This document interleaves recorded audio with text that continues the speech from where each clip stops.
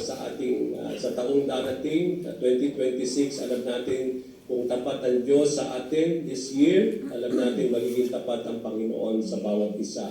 Now today I will be sharing not the same message to all of you. I will be talking about the proclamation of the message of Christmas. Ano ba yung mensahe ng Kapaskuhan na pinagdiriwang natin sa araw na ito? So let me share.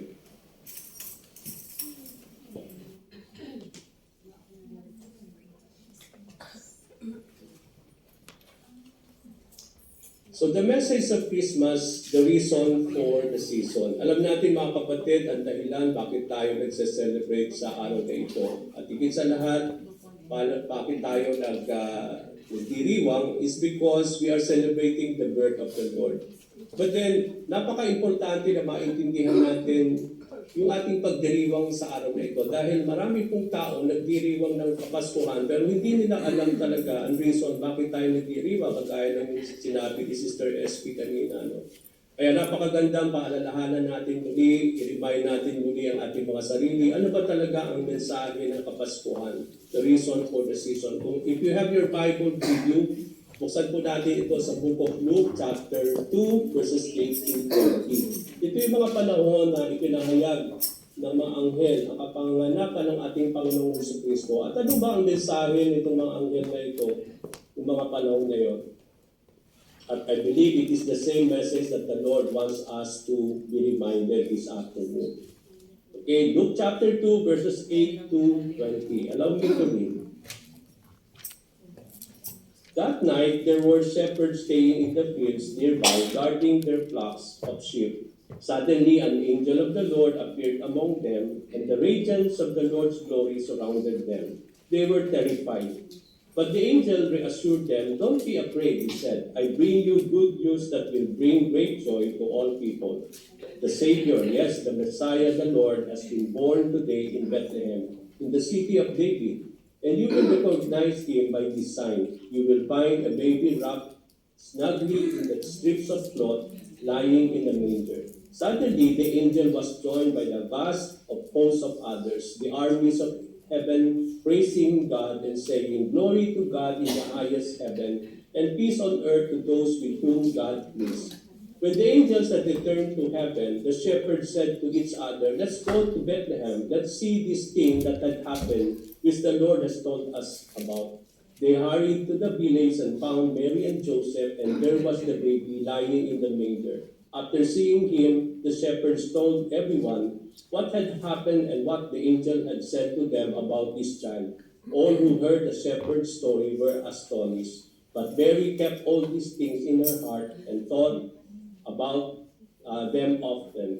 The shepherds went back to their flocks, glorifying and praising God for all that they had heard and seen. It was just as the angel had told them. So purihin ang Panginoon sa kanyang mga salita sa hapon na ito. So let us come to the Lord and let us pray. Father, indeed, we are so thankful, Lord, for this time of celebration as we remember the birth of our Lord and Savior Jesus Christ. We have all the reason, Father, to celebrate. For indeed, you have shared your love for all of us through your Son, Jesus Christ, who came here to die and to save us from our sins, Lord.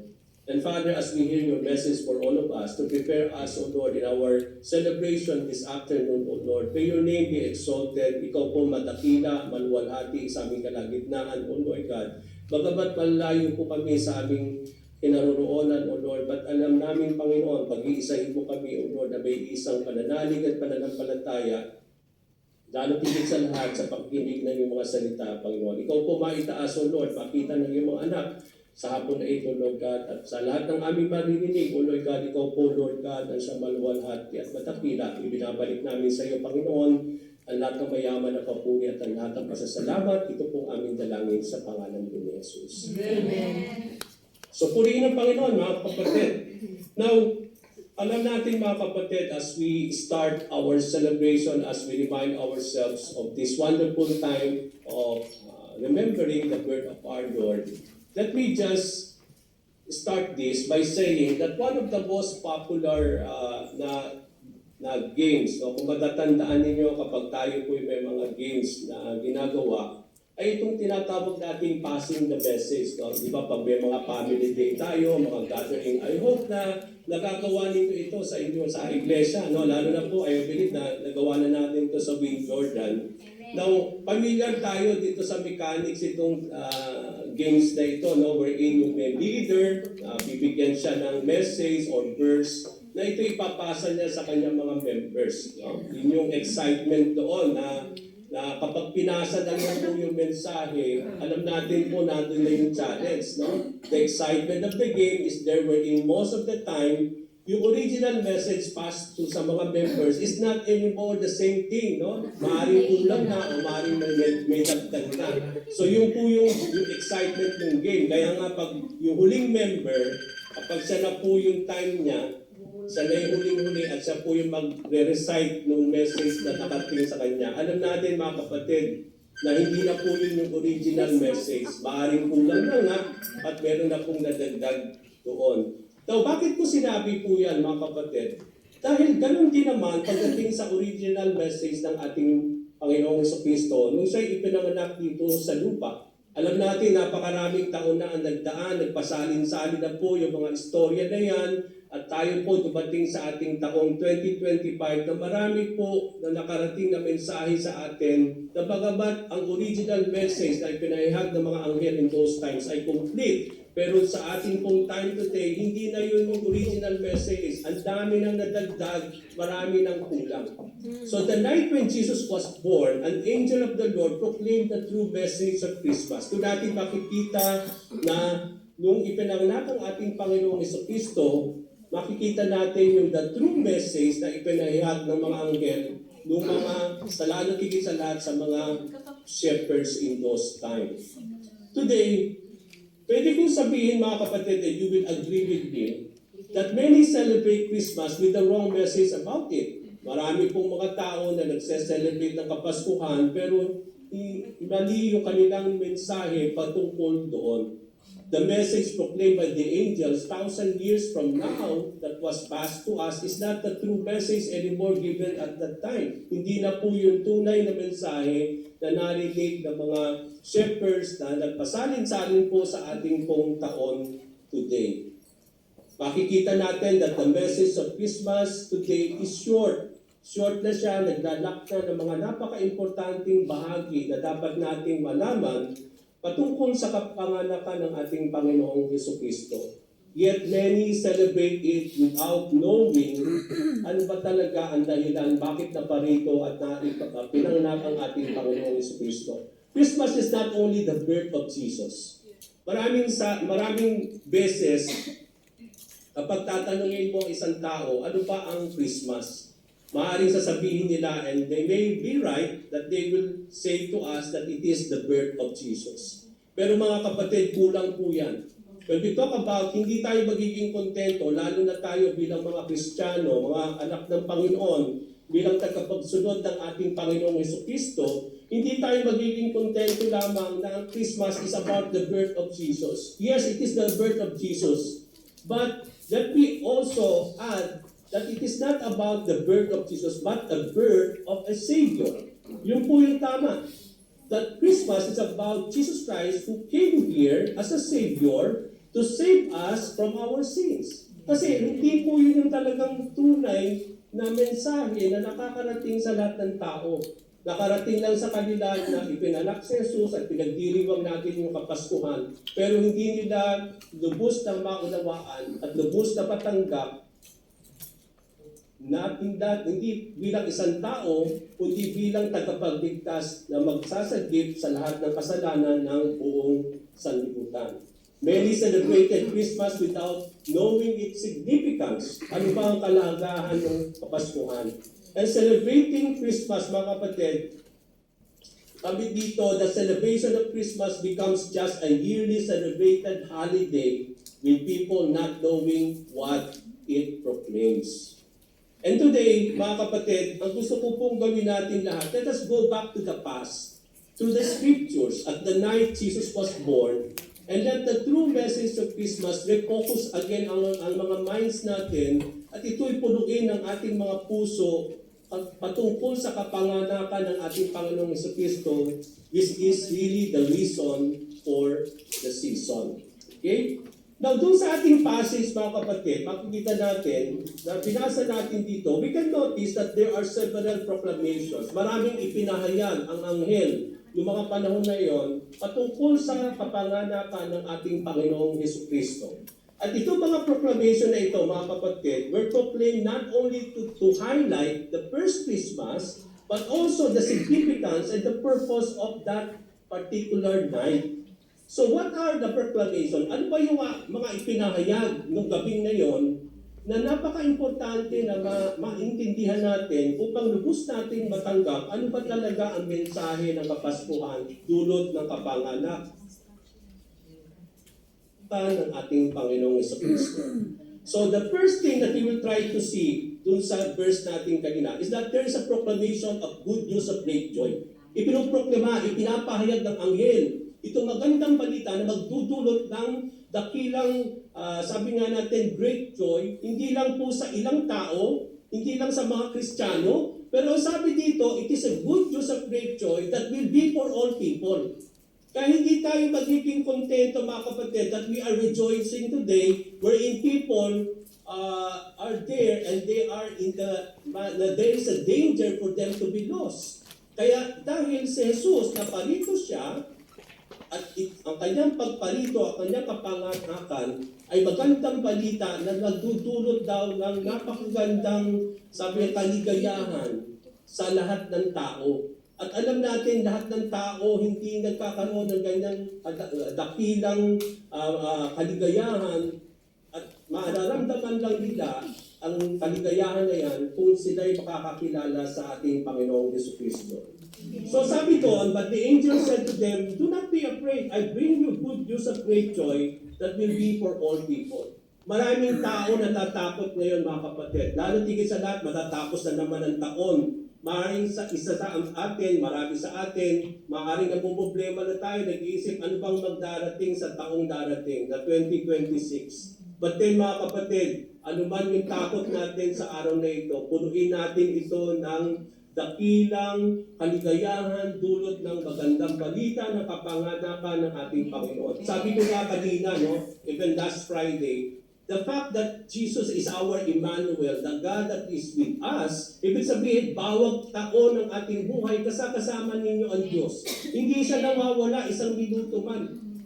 Pag sinabi natin God is with us, hindi lang siya that He is with us 1 week or 1 month or 1 year, but every day of our lives, kasama ninyo ang Diyos. Kaya wala po talagang dahilan na matakot tayo sa bawat araw ng ating buhay. Because I believe the good news na idinulot ng kapanganakan ng ating Panginoon is more than enough to remove the fear in our hearts. Amen. So during the night, kung si Jesus ay pinanganak, nagpakita ang anghel sa mga pastor, sa mga shepherds who were watching over the flock.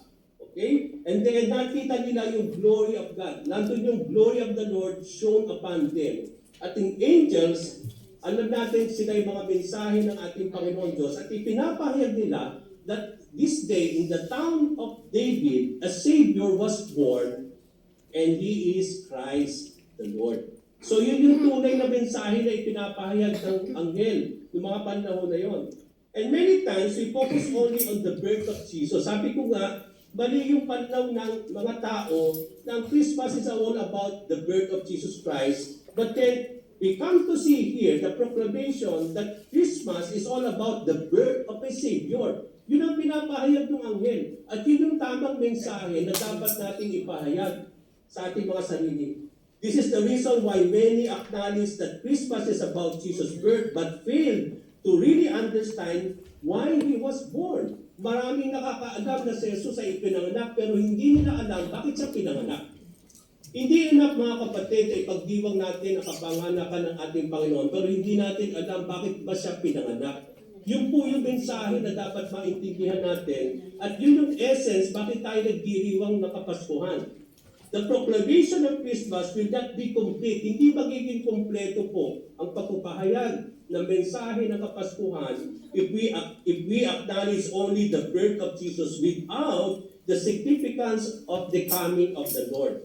Now, what is the proclamation all about? Unang-unang makikita natin dito, hindi lang siya Christmas is the birth of Jesus Christ. But makikita natin from the passage sa ipinahayag ng anghel is that number one, sabi doon, is that indeed, that how indeed beautiful that the gospel or the good news will bring joy to many people. Not only for one particular people or group of people, but napaka-importante na makikita natin dito that it is a good news of salvation, it is meant for all people, and Christmas is meant for all mankind, not only for Christians to celebrate. Kaya nga, ang Kapaskuhan dapat para sa natin tao.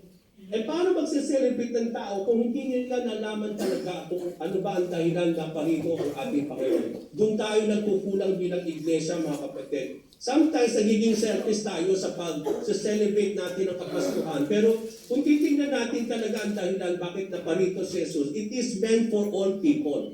Because the good news of salvation is meant for all, not only for believers, not only for Christians, but for all people. Kaya napaka-importante na itong Kapaskuhan, mga kapatid, i-share natin ito. Itong magandang balita na sineselebrate natin. Ayaw natin maging selfish lang na tayo nagsiselebrate. Gusto ng Panginoon lahat ng tao mag-celebrate. And that is what Christmas is all about. Every Christmas, there should always be the proclamation of the good news of great joy.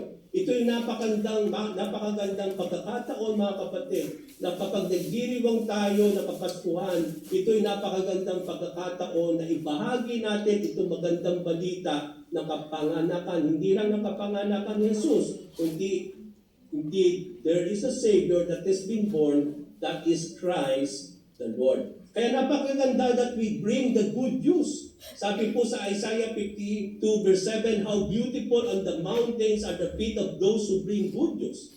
Mapalad daw po ang bawat isa sa inyo kapag ito ibabahagi natin, hindi lang po every December, hindi lang po every Kapaskuhan, but every time na binubuksan ng Panginoon na tayo po'y magbahagi nitong magandang balita, kailangan natin po ito gawin. Napakainam at napakaganda daw po ng feet of those who bring good news, who will proclaim peace, who bring good tidings, who proclaim salvation, who say to Zion, your God reigns. So, ang tanong natin, mga kapatid, no?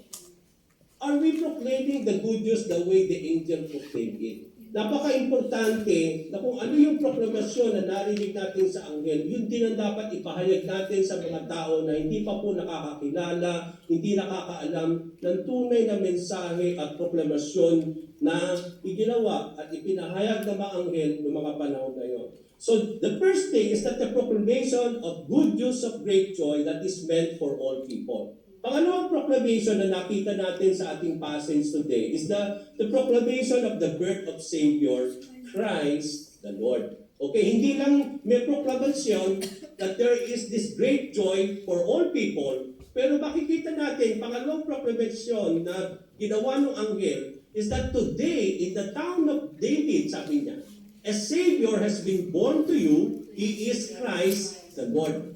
Kaya kulang nga kapag sinabi natin that Christmas is all about the birth of Jesus Christ lang. Kasi ang pinapahayag ng anghel is that there is a Savior born to you. And who is this Savior? Christ the Lord.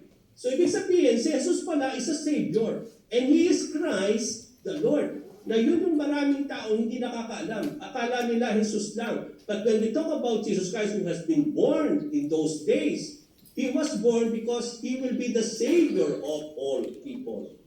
A Savior has been born, sabi ng anghel. And who is this Savior? Christ the Lord. So, sino pa itong ipinanganak in those times na ipinapahayag ng mga anghel in those days? Many times, sabi ko nga, we just focus on the birth of Jesus Christ, but we fail to acknowledge who is this Jesus Christ. At dito natin makikita that if we study the original message ng anghel, makikita natin yung katotohanan patungkol kung sino ba itong si Jesus na ipinanganak.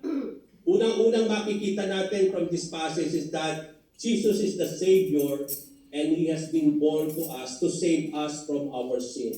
So Jesus was born as being the Savior of mankind. Kaya napaka-importante na bigyan natin ng kahalagahan Na kung sino ba itong si Jesus na ipinanganak? He was born to be the Savior of all people.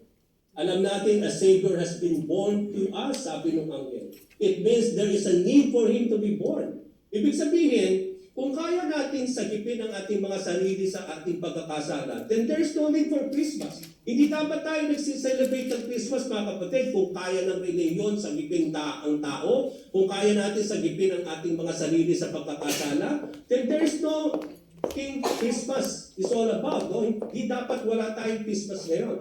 Kasi kung kaya naman pala natin sagipin ang ating mga sarili sa mga bagay na ginagawa natin, then there is no means for us to celebrate Christmas, and there is no purpose at all for Jesus Christ to come here to be born. But the fact the Savior has been born, it means to say He came to save us from what? To save us from our sins. Ibig sabihin, why a Savior has been born to us? Kasi hindi natin kayang sagipin ang ating mga sarili sa pagkakasala. Kaya gano'n na lang ang pagmamahal daw ng Diyos, isinugo niya ang kanyang buktong na anak, dahil ipinakikita ng Panginoon ang pagmamahal niya sa atin, dahil hindi natin kayang sagipin ang ating mga sarili sa pagkakasala. Dahil alam natin ang Diyos lang ang makapagsasalba sa atin, makakapag-save sa ating mga kasalanan. Kaya yun yung essence why a Savior has been born to us, and that is our Lord and Savior Jesus Christ. Christmas will only be meaningful if we have received Christ as our Savior and if He has saved us from our sins. Kaya tayo bilang mga Christian, no? Bakit gano'n na lang ang ating pagdiriwang ngayon? It's because alam natin, sinagip niya tayo sa ating pagkakasala.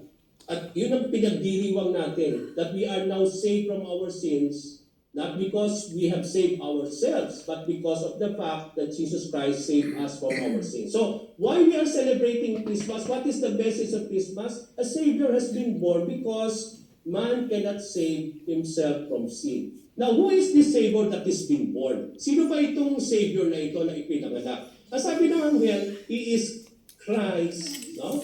Sabi doon, the Lord. So, Jesus Christ is not only the Savior, but Jesus Christ is the Messiah. He is the Christ. Jesus is the Messiah or the anointed one of God. So Jesus came as the Messiah or the anointed one of the Lord. Dito natin makikita, dito pa lang that why we are saying Jesus Christ is not because doon natin makita that Jesus is Christ. No? He is the anointed one of God. Pag sinabi natin Christ or Messiah, ang ibig sabihin nun, Christ or God's anointed one. And we believe that Jesus Christ is the anointed one of the Lord. Doon natin makikita na siya talaga yung Kristo na nagpunta dito. And Christmas is all about the incarnate birth of Jesus Christ, wherein God became flesh and dwelt among His people. Doon natin makikita na si Jesus ay siya ang Diyos na nagkatawang tao upang manahan sa bawat isa sa atin. Not only Jesus is the Savior, not only He is the Christ, pero ang sabi ng anghel, He is the Lord. Kaya lagi natin sinasabi sa sarili natin, Jesus is my Lord. Kasi pinapahayag natin, Jesus not only came as the Savior, being the Christ, pero pinapahayag din ng mga anghel that the Savior that is being born is the Lord. Ibig sabihin, He is the Lord of everything. Makikita natin the sovereignty of God on everything. That's why He was called the King of Kings and the Lord of Lords. At doon natin makikita that if He is Lord, napaka-importante that we need to become what? We need to become as servants of the Lord. Dahil iisa lang ang Lord at yan ang Panginoong Jesucristo. So bawat isa sa atin, hindi tayo mga master, hindi tayo mga Lord, but we are servants of the Lord na handang magbigay ng service sa ating Panginoong Jesucristo. And how important it is for us as servants of the Lord to give our heart in serving Jesus Christ. At napaka-importante that Christmas will always be meaningful if we know how to serve the Lord, if we know how to obey God. Kasi maraming beses mga kapatid, nagdidiwang tayo ng Kapaskuhan because we know that Jesus is our Lord. Pero ang tanong doon, when we are celebrating Christmas, ang tanong doon, are we able to obey God?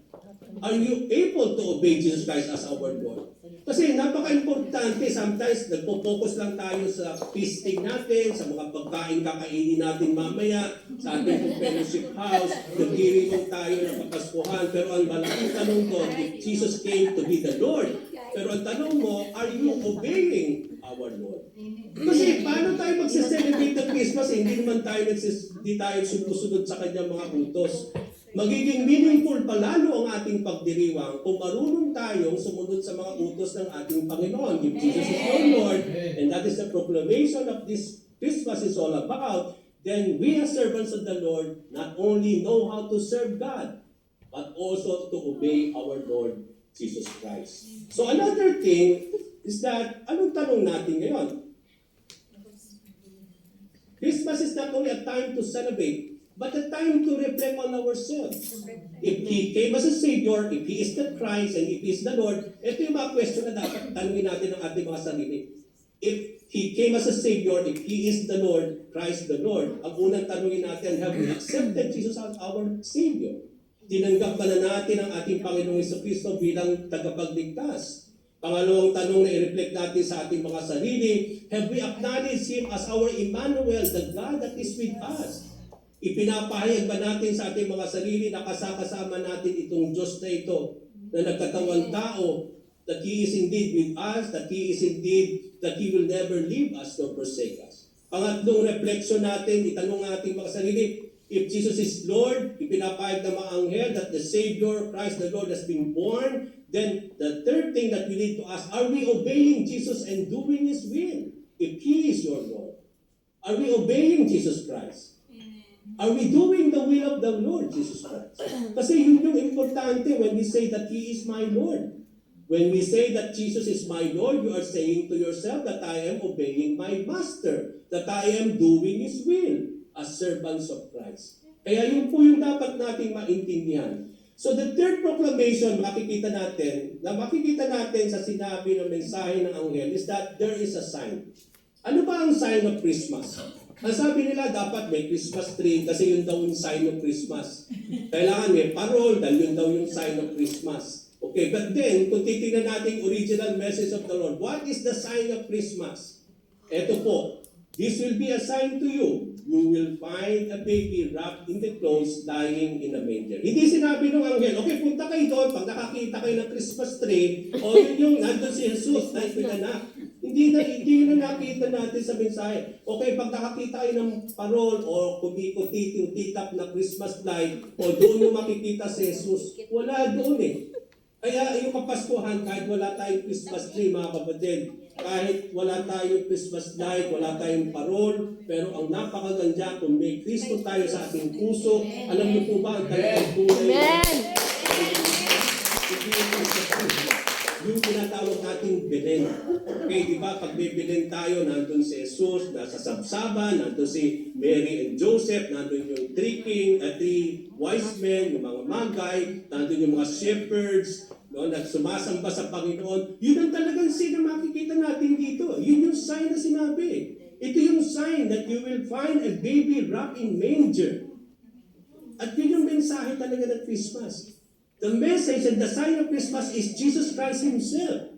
Yun talaga ang mensahe. Yun ang sign. Hindi kung ano-anong bagay. Kaya today, when ang daming mga signs na nagpapatunay na Kapaskuhan, no? Mga Christmas light, mga Christmas tree, no? Yung mga feasting natin, sabi pag may hamon, it's Christmas because pag Pasko lang tayo kumakain ng ham, di ba? Lalo yung sa ating Pilipino. So sometimes this becomes a sign of Christmas, but in reality, the sign of Christmas is Jesus Himself. Ang sabi doon, this is the sign, you will find a baby. And who is this baby? That is that Savior who has been born, Christ the Lord, and that is Jesus Christ. And that is the sign of Christmas, mga kapatid. The shepherds were afraid when they saw the appearance of the angel. But then sabi doon, do not be afraid, I bring you good news of great joy. And that good news is about Jesus Christ. Another proclamation na nakita natin from the message of the angel is that there's the proclamation of praise and glory to God. Pinoproclaim ng mga anghel yung praise sa Panginoon. They give glory to God nung ipinganak si Jesus nung mga araw na yun. Ano ang pinapahayag nila? Glory to God in the highest. O they are praising God, no? There comes a heavenly host, appeared sabi doon, and they are praising God. At ano kanilang pinapahayag? Glory to God in the highest, and on earth, peace to men to whom His favor rests. So during the first Christmas, mga kapatid, there is the proclamation of praise and glory to God. Christmas is all about the good news of salvation, the birth of the Savior Jesus Christ, and the fact that Jesus came to save mankind, mga kapatid, lead us to praise and glorify the Lord. Kaya sa araw na ito, talagang ibigay natin ng glory talaga sa Panginoon. Purihin natin ang Panginoon Diyos dahil why we are celebrating today, because there is a Savior that is being born to us. Jesus Christ saved us from our sins. And that is the essence why we are praising the Lord, mga kapatid. We are glorifying God because of what Jesus Christ has done for you and me. And like the proclamation of the heavenly host, we are not only to proclaim the good news and the birth of Savior, but we are called to proclaim our praises and glory to our God for the gift of salvation. Sabi nga sa Psalm 103 verse 20 to 22, praise the Lord, you His angels, you mighty ones who do His bidding, who obey His word. Praise the Lord, all His heavenly hosts, you His servants who do His will. Praise the Lord, all His works everywhere in His dominion. Praise the Lord, all my soul. So hindi lang tayo magiging kontento, mga kapatid, na yung mga anghel lang ang nagpe-praise and glorify the Lord. Lalo tigit sa lahat bilang mga nilalang na sinagip ng Diyos sa ating mga pagkakasala, lalo tigit sa lahat, tayo po ang nagpe-praise dapat lagi kay Lord. Hindi lang mga anghel ang nagpapahayag ng kanilang papuri sa ating Diyos. That they are glorifying God. But the more we need to praise and glorify the Lord as people who had experienced the salvation of our God. Dapat hindi lang tayo magpe-praise and worship every Sunday. Every day of our lives, we are called to praise. Every day of our lives, we need to glorify the Lord. Sometimes nililibit lang natin si Lord sa pagpe-praise natin every Sunday kapag nagpupunta tayo sa church for 2 hours. But what about when you are in your workplaces? Kapag nandun na kayo kay Madam, are you still praising God? Are you still glorifying the name of our Lord? Sabi nga sa lahat ng bagay, ginagawa daw natin, yung lahat ng mga ginagawa natin, yung paglilingkod natin sa ating mga employer, ginagawa natin ito as a way of praising and glorifying God. Gusto natin malugod ang Diyos sa mga ginagawa natin. Hindi lang kapag tayo nandito sa simbahan, mga kapatid. Sa bawat ginagawa natin, let it be always a room for us to praise and glorify God. Na ipahayag natin ang glory kay Lord sa lahat-lahat ng ginagawa ng Diyos sa buhay ng bawat isa sa atin. Then, next is the proclamation of what? Proclamation of obedience to God. Nung narinig ng mga anghel, when the angels had left them,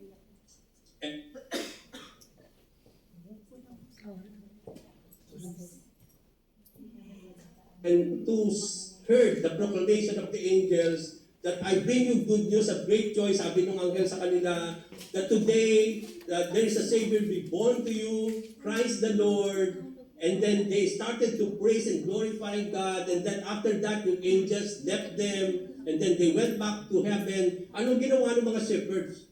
Anong ginawa nila?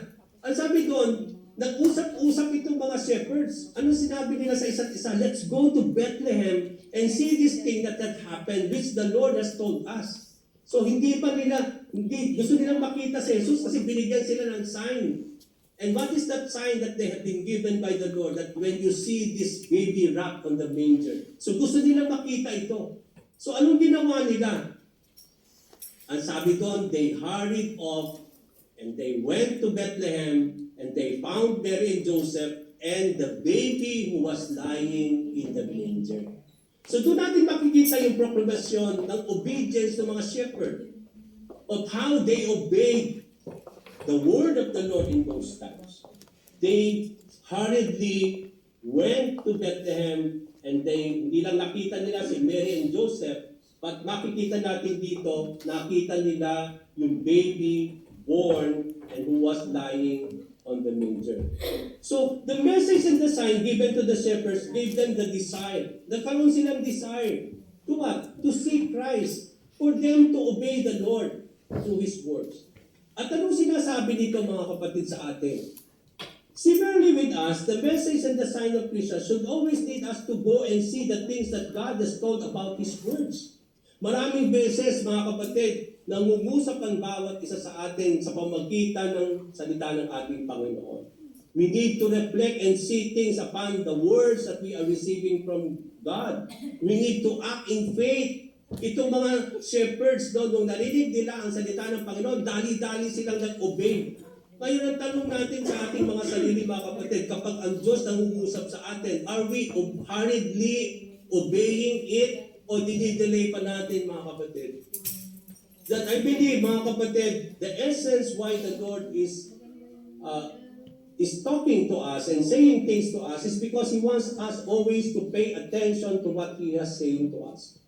As we hear yung mensahe ng Panginoon, ang gusto ng Panginoon, ganapin na ito lagi sa ating mga buhay. Hindi na tayo magpapatumpik-tumpik, nagpapa-date pa, pero nakita natin ito mga ngayon. Hindi sila nagsayang ng oras. They already obeyed what they have heard from the angel, and they want to really to see Christ in those times. We need to act in faith even though circumstances tells us na hindi maganda.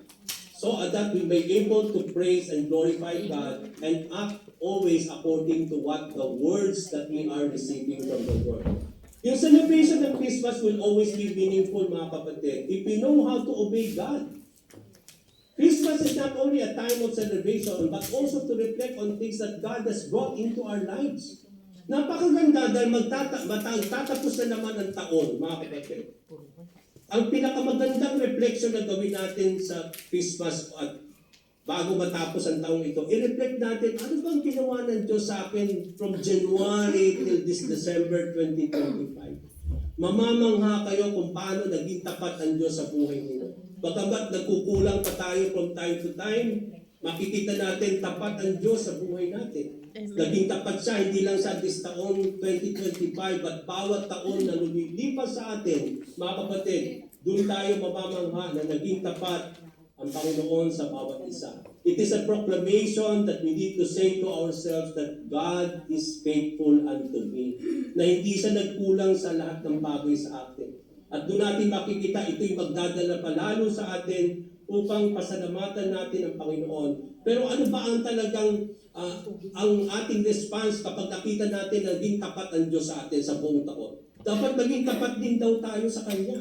Lalo tigit sa lahat, maging tapat tayo sa paglilingkod sa pagmamahal, sa paglilingkod sa Diyos, sa pagbibigay ng pagmamahal sa Kanya, ang higit sa lahat sa pagsunod sa ating Panginoon Diyos. Ano ang sabi po sa 1 John 2 verse 3 and 5, 3-5? We know that we have come to know Him if we obey His commands. Kakilala mo ba si Jesus sa iyong buhay? Sabihin mo, yes, yes. Kung alam natin kung sino si Jesus sa buhay natin, paano mo masasabing kakilala mo talaga siya? Ito ang sabi sa 1 John. Masasabi lang daw natin na kakilala natin ng lubos-lubos ang ating Panginoon if we know how to obey His commands. Doon daw natin makikita talaga kung talagang lubos natin na kilala ang ating Panginoon.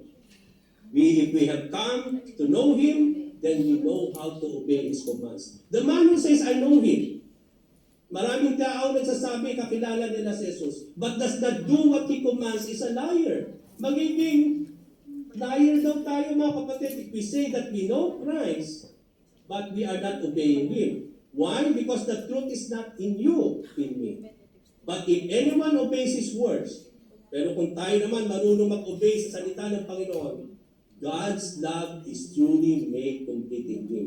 Hindi lamang na nagpapatunay na kakilala ng lubos-lubos natin si Jesus kapag marunong tayo mag-obey sa kanyang mga salita. Pero ito'y daw nagpapahayag na ang dakilang pagmamahal ng Panginoon ay tunay na naganap sa buhay ng bawat isa sa atin. And that is what obedience is all about. Napaka-importante po yung ating obedience. Now, what is the next thing na nakita natin proclamation? Hindi lang natin yung proclamation of obedience, but another thing that we will come to see from our passage today is the proclamation of what has been told. Nung sinare ng mga shepherds, yung narinig nila sa angel kay Mary and Joseph, anong naging reflection ni Mary noong mga panahon? Nung narinig niya yung mga sinare sa kanila ng mga shepherds sa mga panahon. So, ang sabi dito, when they had seen him, they spread the word concerning, sabi doon, what had been told about this child, and all he had heard is amazed of what the shepherds said to him. So dito natin makita, hindi lang sinare ng mga shepherds kay Mary, yung narinig nila sa anghel. Pero nung sila'y nakita nila si Jesus, nung nakita nila yung baby lying on the manger, naging kontento lang ba sila na sinare nila yung kay Mary yung narinig nila at that night? No. Nung sila'y umalis doon sa Bethlehem, ang sabi doon, when they have seen Jesus Christ, they spread the word concerning what had been told to them about this child. And all who heard it were amazed at what the shepherds said them. Doon natin makikita itong mga shepherds, dali-dali silang nag-obey. Dali-dali silang gusto makita si Jesus. At kung nakita nila si Jesus, mga kapatid, the Savior that has been born to them, Christ the Lord, anong ginawa nila? They spread the word that has been proclaimed to them by the angel. Pinagkalat nila ito. Pinagkalat nila that there is the Savior that has been born. At kung nangyari, ang lahat daw na nakapakinig, they were so amazed of what the shepherds said to them. Kaya napaka-importante po ito, mga kapatid. Nakita natin, Christmas is not only proclaiming the good news of salvation, but also proclaiming our testimony of what we have seen about the Lord. Christmas is about our testimony of what the Lord has done for us. Amen. How the Lord has been so loving to all of us. How He has been so gracious to all of us. How He has been faithful to all of us. Ito yung napakagandang panahon na mag-testify tayo, i-spread natin yung salita ng ating Panginoon that we have come to know this Savior that has been born. It also provides our personal witnessing to spread the word of the Lord, what has been told to us about our Lord Jesus Christ. Ang dami pong ipinahayag na salita ng Panginoon patungkol sa ating Panginoong Jesucristo. Ilan doon ang ini-spread natin, mga kapatid? Ilan doon patungkol sa Panginoong Jesucristo ang ipinag-testify natin sa napakaraming tao? O baka hindi natin ini-spread yan? O hindi natin tinestestify yan?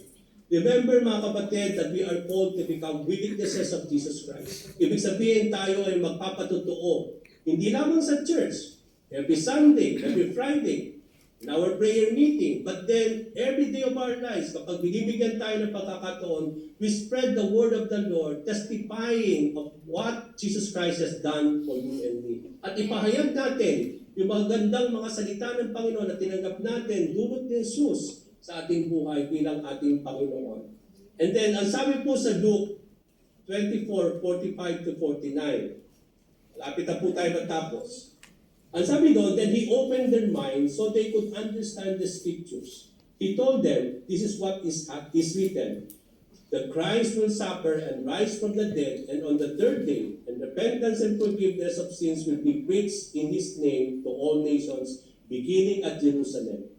You are witnesses of these things, sabi ng Panginoon. I'm going to send you what my Father has promised, but stay in the city until you have been brought with power from high. Alam natin, mga kapatid, itong salita ng Panginoon, hindi lang ito binigay ni Jesus sa kanyang mga disciples, but this is also for all of us. Ano makikita natin dito? Ang sabi ng Panginoon, you are witnesses of all these things. Tayo raw po ay mga witnesses ng mga bagay na ginawa ng Diyos sa kanyang mga anak, sa kanyang mga nilalang. At ito daw po ay nararapat na i-spread, nararapat na i-share. At yun po yung ating pong misyon dito sa lupa, to witness of all these things na nangyari po sa bawat isa sa atin, na tayo po ay we have been sent by the Lord, and how we have been given by the Holy Spirit para po ipahayag itong mga magagandang bagay na ito na nangyari sa ating buhay na dinulot ng Panginoon sa buhay ng bawat isa sa atin. As I conclude, mga kapatid, as I end, the proclamation of Christmas should always give us peace, joy, and hope. Amen. Alam niyo po ba itong Christmas, no? Sometimes they said, ang tao, punong-puno sila ng peace, ng joy and hope pag Christmas lang. Pero pag natapos na yung Christmas, wala nang peace, wala nang joy, wala nang Stress ulit. Kaya lang, kung titignan natin, ang Christmas po hindi lang once a year sineselebrate. If Christmas is about the birth of the Savior, Christ the Lord, then every day should be Christmas, isn't it? Pinagdiriwang natin na mapaswan araw-araw, hindi lang December 25. Bakit ano bang pinagdiriwang natin? Because Christ has bought us Oh, bigyan mo peace. kami. Christ has bought us joy. Ba't sabi mo He has brought magbigayan? us hope. At yan ang pinagdiriwang natin bawat araw ng ating buhay. Hindi nawawala yung kapayapaan na yan. Yung pag-aalakan, nandyan lagi sa ating buhay. Yung buhay na pag-asa, dulot ng Panginoon, ay hindi lang temporary, kundi panghabang buhay. Kaya yung Christmas is every day of our lives. Hindi po natatapos yan. I hope and I pray, mga kapatid, na kapag nag-celebrate tayo mamaya, tapos, hindi ito tapos na, kundi I hope yung celebration natin everyday celebration. Pinagdiriwang natin araw-araw ang kapangyarihan ng ating Panginoon. Like the angel had said to the shepherds, Mary and Zechariah and Joseph, we need not to be afraid. Maaaring matatapos na ang taong 2025, huwag po tayo mapuno ng takot. Kasi bakit? Nung nakita natin, like Mary, we need not to be troubled. Nung nagpakita ang anghel kay Mary, ipapahayag that you will conceive a child by the Holy Spirit. He was so troubled nung nakita niyo ang anghel. But then sabi ng mensahe ng anghel sa kanya, do not be troubled, Mary, because you have found favor with God. The Lord's favor is upon each and every one of us, mga kapatid. Yung favor of the Lord, hindi lang kay Mary. But praise be to the Lord, yung favor ni God ay nasa bawat isa sa atin. Yung favor ni Lord, ang sinabi nating favor, ito yung mga bagay na kahit hindi ito dinudulot sa atin dahil ginagawa natin. But the favor of the Lord is upon you and me is because alam natin na ang Diyos ang nagbibigay nito. Although hindi tayo karapat-dapat tumanggap ng mga pabor na yan ng Panginoon, but because God is a gracious God, we always find favor in the Lord. So, we don't need to be troubled in our lives because Jesus Christ, your Emmanuel, is always with you. Nakita natin si Zechariah. Sabi ko nga nung prayer meeting natin, natakot siya, no? Nung nakita niyo ang anghel. But sabi ng anghel, do not be afraid, Zechariah, your prayers has been heard by our God. Sinare ko nga nung last time sa ating pong prayer meeting, sometimes, napaka-imposible na yung hinihingi ni Zechariah. Kasi matanda na sila at ni Elizabeth. Paano pa didingin ng Panginoon? Matatanda na sila. But then, nakita natin si Zechariah, hindi siya tumigil mag-pray. Until the time na nagpakita yung anghel sa kanya, your prayers have been heard. And your wife Elizabeth will conceive a child. And you will call him John. So doon natin makikita mga kapatid na walang imposible sa hinihingi natin sa Panginoon. The only thing that we need to have is we need to have faith in God. Because everything is possible in the Lord. All things are possible to those who believe. Kaya walang imposible sa hinihingi natin na mga prayers. Kaya mag-persevere pa tayo sa ating prayer meeting every Thursday. God heard our prayers and the Lord is always interceding in behalf of us. That is what the Lord is doing right now in heaven. Prior to His second coming, the Lord is interceding for you and me.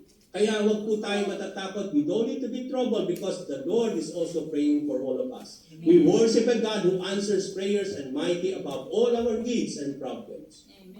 Mas higit ang Diyos sa problema mo. Mas higit siya lalo sa mga problema natin. And that is more than enough for us to pray.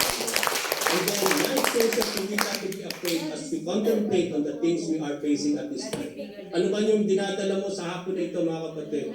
Huwag kang manahan doon. Huwag mong tingnan yun. Patingnan mo yung gagawin ng Diyos sa buhay mo sa hapon.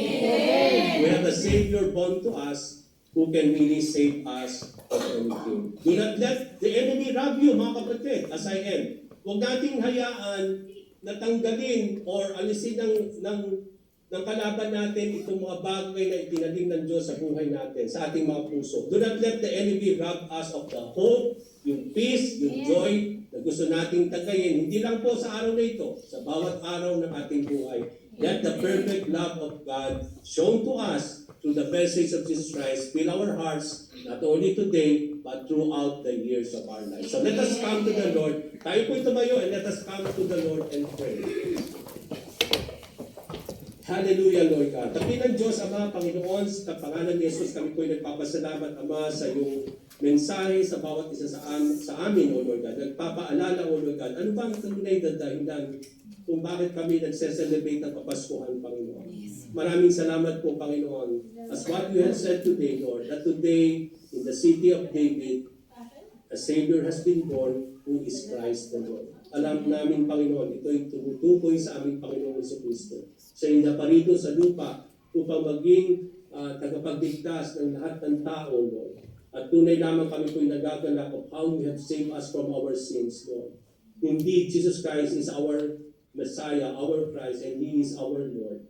Ama, tulungan mo po kami, O Lord God, na sa bawat araw ng aming buhay ay patuloy namin ipagdiwang itong Kapaskuhan. Hindi lang po once a year, Lord, but every day of our lives, because Christmas is all about Jesus Christ, the birth of the Savior, who is Jesus Christ our Lord. So we have all the reason to celebrate every day of our lives, to praise you, to glorify you, O God, sa mahal na ginagawa mo sa amin sa bawat araw ng aming buhay. Panginoon, kaya mo po na punuin mo kami, O Lord God, ng iyong pagmamahal, O Lord God, ng iyong kasiguraduhan, O Lord, that indeed Jesus Christ is our Emmanuel, the God that is with us, and He will never leave us or forsake us. Alam namin, Panginoon, sa bawat yugto ng aming buhay, kasama namin ang aming Panginoon. At alam namin, anuman po, O Lord, ang pinipare mo para sa amin sa taong darating 2026, alam namin, O Lord God, na ikaw ay tapat at dakila, na tingnan kami sa bawat araw ng aming buhay, Panginoon. Maraming salamat po, Panginoon, sa pag-aala ka na dulot po sa araw na ito sa aming buhay. Maraming salamat po sa kapayapaan, O Lord God, na nananatili na kahit kami dumadanas sa mga pagsubok ng aming buhay, Lord. Alam namin ang kapayapaan na yan ay nagagabay sa aming mga puso't isipan upang kami po, Panginoon, ay makapag-decide na maayos at makagawa pa rin ng mga bagay na ayon sa iyong kalooban. Maraming salamat po, Panginoon, sa dakilang buhay na pag-asa dulot ni Jesus sa aming buhay. Ano man ang pinagdaraanan ng iyong mga anak sa hapon na ito, Lord.